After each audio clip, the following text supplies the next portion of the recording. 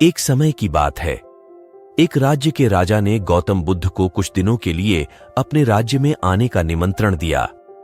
उस राजा के निमंत्रण को बुद्ध ने स्वीकार किया और वो अपने कुछ शिष्यों के साथ उस राज्य में चले गए। बुद्ध से मिलकर उस राजा ने उनसे प्रार्थना करी कि वो कुछ दिन वहां रुककर उसके राज्य के लोगों की समस्याओं का समाधान करें और साथ ही उन्हें धार्मिक मार्ग पर चलने की शिक्षा दें। बुद्ध ने राजा की बात मान ली और 3 दिन के लिए उन्होंने इस राज्य में धर्म सभा करने का फैसला किया। गौतम बुद्ध की आने की खबर पूरे राज्य में फैल गई और धर्म सभा के पहले ही दिन बहुत से लोग आए। उसी राज्य के चौराहे में एक भिखारी बैठा रहता था।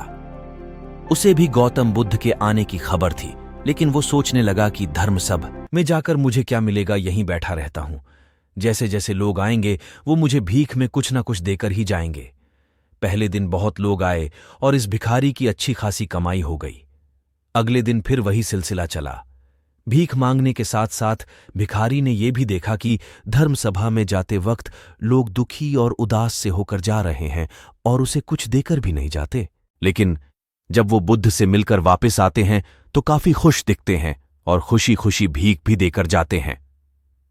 यही सोचते सोचते दूसरा दिन भी निकल गया। तीसरे दिन बहुत कम लोग आए तो भिखारी परेशान हो गया। उसकी कमाई नहीं हुई। उसने सोचा कि बुद्ध सबकी समस्याओं का उपाय दे ही रहे, तो क्यों ना मैं भी उनके पास जाऊं और अपनी इस निर्धनता को दूर करने का उपाय पूछूं।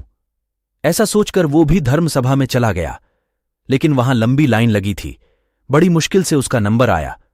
बुद्ध के पास पहुंचकर उसने प्रणाम किया और बोला, भगवान, इस गांव में सभी लोग खुश हैं और सभी धन सुविधा से संपन्न हैं, फिर मैं ही निर्धन क्यों हूं?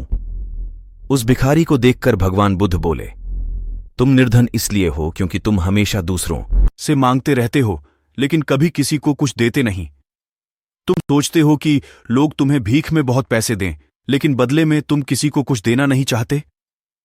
ऐसा सुनकर वो भिखारी बड़ी हैरानी से बोला, भगवान, मैं क्या लोगों को कुछ दूंगा?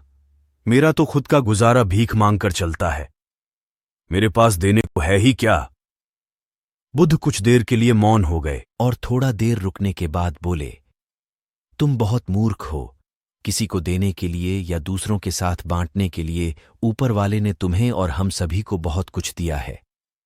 मुस्कुराहट दी है जिसे तुम दूसरों के साथ बांटकर उनमें आशा और उम्मीद जगा सकते हो। आवाज दी है जिससे तुम मीठे शब्द बोलकर लोगों की तारीफ कर सकते हो। 2 हाथ दिए हैं जिनसे तुम दूसरों की खुशी देखकर उनसे अपनी तुलना मत करो। ऊपर वाले ने हर किसी को धनी बनाया है, बस जरूरत है तो अपनी सोच को सुधारने की।